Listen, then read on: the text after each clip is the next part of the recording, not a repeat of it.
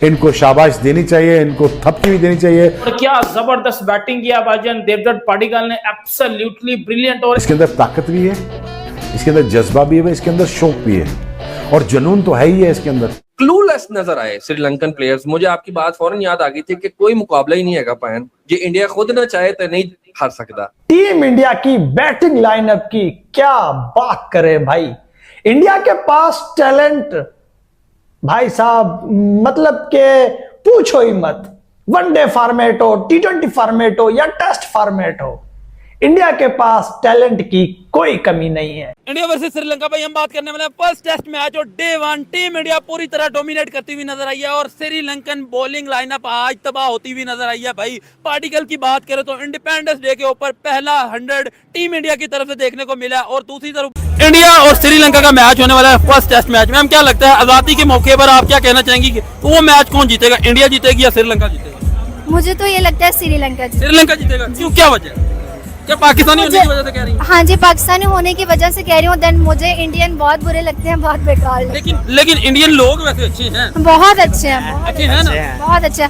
लेकिन वहाँ का वजीर आजम बिल्कुल बेकार है, किसी ने काम कर। लोगों को मैंने आपको बोला था ये जो देवदत्त पडिक्कल है एक ब्रांड का नाम है, देवदत्त पडिक्कल एक लेवल का नाम है, देवदत्त पडिक्कल एक ब्यूटी का नाम है। देवदत्त पडिक्कल ने जो आज 1 साल 9 महीने के बाद कमबैक करके दिखा दिया ना सर, कमबैक हो तो ऐसा हो वरना ना हो।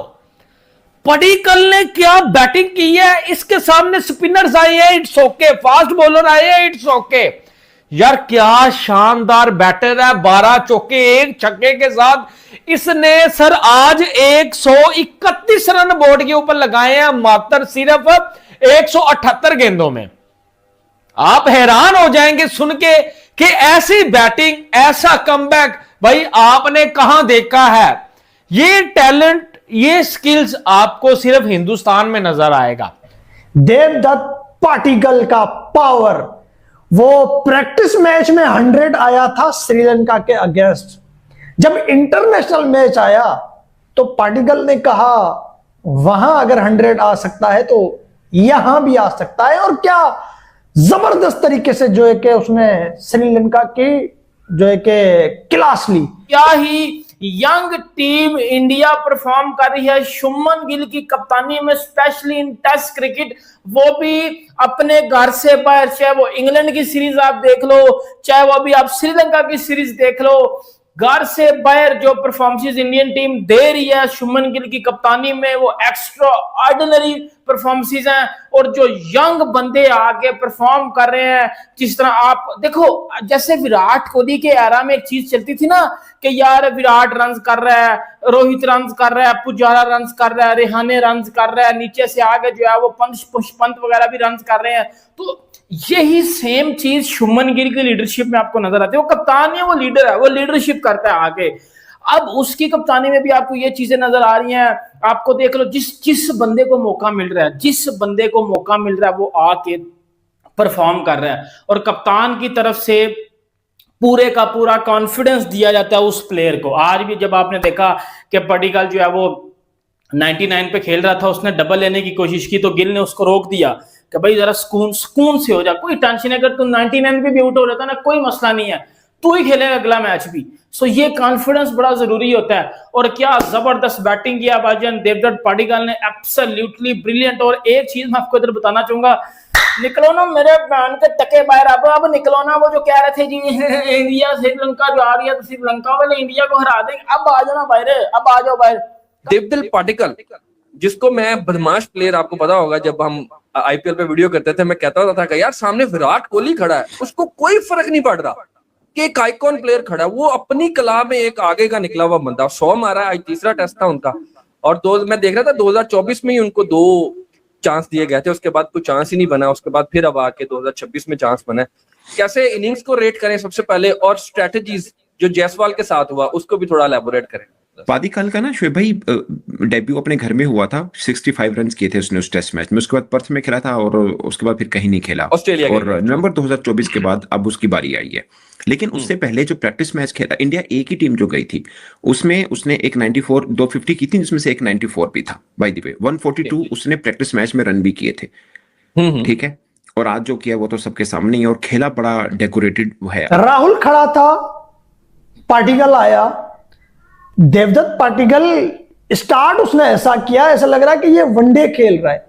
राहुल से भी ज्यादा तेज खेल गया वो। राहुल पहले आया था, राहुल ओपनर आया था, पाटिकल वन डाउन पोजीशन में आया और उसने आते ही अपना पावर दिखाना स्टार्ट कर दिया। आते के साथ उसने मारना शुरू किया। 131 रन बनाए उसने, 12 चौके मारे, 1 छक्का मारा। 178 बॉल पे 131 रन टेस्ट क्रिकेट में। मैंने जब देवदत्त पाटिकल की बैटिंग देखी, मैंने कहा यार क्या ही खुशनसीब है इंडियन फैंस, क्या ही खुशनसीब हैं वो 140 करोड़ लोग जिनको बीसीसीआई जैसा क्रिकेट बोर्ड मिला है। वो बीसीसीआई जिसको पता है कि खिलाड़ियों को कैसे बनाना है, कैसे पालना पोसना है, कैसे खिलाना है, टैलेंट को कैसे पहचाना जाता है, ये बीसीसीआई अच्छे तरीके से जानता है। T20 में आपने देखा ईशान किशन, अभिषेक शर्मा, सूर्यवंशी, तिलक वर्मा, कई सारे खिलाड़ी हैं। बहुत सारे खिलाड़ी ऐसे जिनकी T20 में जगह ही नहीं बन रही। वनडे में आप देखो, जायसवाल को लाए, जायसवाल ने 100 मार दिया। ऋतुराज गायकवाड़ को लाए, ऋतुराज गायकवाड़ ने 100 मार दिया। टेस्ट में भाई देवदत्त पाटिकल आया तो देवदत्त पाटिकल ने 100 मार दिया। क्या ही बात है इंडिया के टैलेंट की। जिस फॉर्मेट में जिस खिलाड़ी को खिलाओ, चाहे वो बॉलर हो चाहे वो बैटर हो, वो जलवा ना दिखाए, ऐसा हो ही नहीं सकता मेरे भाई। अभी वनडे में आपने देखा था नए बॉलर इंडिया ने आजमाए और नए बॉलर भी कमाल दिखाने लग गए। नए बॉलर्स ने सबको जो है कि मुतासिर किया, परफॉर्म करके दिखाई। इंडिया की बैटिंग लाइनअप में तीनों फॉर्मेट उठा के देख लो, कोई कमी नहीं है। जो खेल रहे हैं वो भी तबाही मचाते हैं, जो नहीं खेल रहे वो भी तबाही मचाने वाले खिलाड़ी हैं, मगर उनकी जगह नहीं बनती क्योंकि इंडिया के पास टैलेंट की कमी है ही नहीं। बड़ी हैरान कर देने वाली ये बात है। अब यहाँ पर जायसवाल भाई साहब ने 32 रन स्कोर किया, 33 बॉलों में स्ट्राइक रेट था 86 का स्ट्राइक रेट था ये टेस्ट क्रिकेट के अंदर। क्या गजब की बारी खेली है भाई जायसवाल ने। मैं तो जितनी भी तारीफ करूं यहाँ पर कम है जायसवाल भाई की। 5 चौके बाय द वे लगाए हैं जायसवाल भाई ने। और उसके बाद केएल राहुल साहब रिटायर्ड हर्ट होकर चले गए, यानी कि अब मुझे नहीं पता कि बददुआ लगी या क्या हुआ, लेकिन भाई जो है ना थोड़ा जख्मी हो गया, इंजर्ड होकर चला गया। 162 बॉलों में जो है यहाँ पर 77 बनाए केएल राहुल ने। अच्छा, ये अगर फिट हो गए, क्योंकि आउट नहीं हुआ अभी तक बाय द वे, ये मैं आपको बता दूं, ये बैटिंग के लिए दोबारा आ सकते हैं, यही से शुरुआत कर सकते हैं जहां पर ये अभी बैटिंग कर रहे हैं। अभी से शुरुआत मतलब, लेकिन अभी वो इंजर्ड है, आई डोंट नो कि वो आते नहीं आते, वो आप लोग मुझे कमेंट सेक्शन में ठोक दीजिएगा कि भैया वो आ रहे हैं कि नहीं आ रहे। उसके बाद यहाँ पर जो सबसे बड़ी बारी खेली है, आज आरसीबी वालों के तो दिन ही लाल पीले हो गए कि भैया जी आज तुम्हारा लड़का देवदत्त पडिक्कल जो है वो यहाँ पर 131 बनाकर खड़े हुए हैं 178 बॉलों में। यार मैंने सुना है इसका कोई लिस्ट एक क्रिकेट में 80+ का एवरेज है। अबे 80+ का एवरेज किसी लौंडे का है और वो टेस्ट क्रिकेट में कभी आ रहा है, कभी जा रहा है, कभी आ रहा है, कभी। मैं तो कह रहा हूं इसको डायरेक्ट घुसाओ T20 में भाई। ये तो आरसीबी की तरफ से भी बड़ा शानदार खेल रहा था आईपीएल के अंदर, फिर इसको काहे को इतना बाहर बिठाया हुआ था मक्खन मलाई लगा के। यहाँ पर 131 बना है, पहले दिन के ऊपर अपनी सेंचुरी कंप्लीट कर चुके हैं। 1 छक्का और 12 चौकों की मदद से 178 बॉलों में 73 के स्ट्राइक रेट के साथ देवदत्त पडिक्कल साहब अभी भी बैटिंग कर रहे हैं, मौजूद है बैटिंग के ऊपर।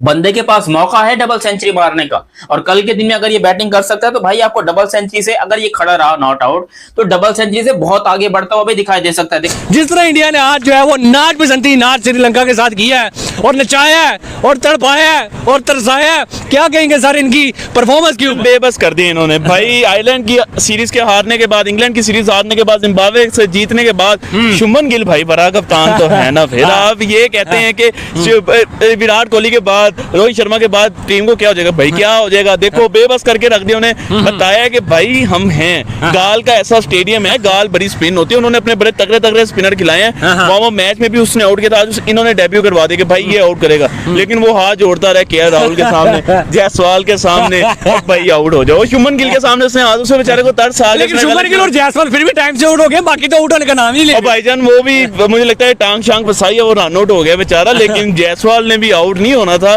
ये अलग बात है कि भाई तो हाथ जोड़े हैं, उसने क्या राहुल के सामने फाइन आउट हो फाइन आउट हो, वो पता नहीं इन्होंने क्या दुआएं मांगी, उसकी उंगली में दर्द शुरू हुआ, बेचारा बाहर चला गया, उसका सो भी रह गया। लेकिन मुझे लगता है कि वो फाइन है, वो कल दोबारा वापस आएंगे। और आप देखें कि गाल में इनकी गिरफ्त आज ही मजबूत हो चुकी है। आप गाल के स्टैट्स निकाल के देखें तो पहले दिन जो बैटर्स की एवरेज है वो बहुत ज्यादा होती है, 50 की एवरेज होती है, फिर दूसरे दिन 40 पे से 38 के दरमियान आ जाती है, तीसरे दिन मतलब पिच मुश्किल से मुश्किल होती है भाई। टेस्ट मैच में गाल की पिच बड़ी मुश्किल है, बड़ी मुश्किल है। ये पहला दिन है कि बैटर्स इतना अच्छा खेल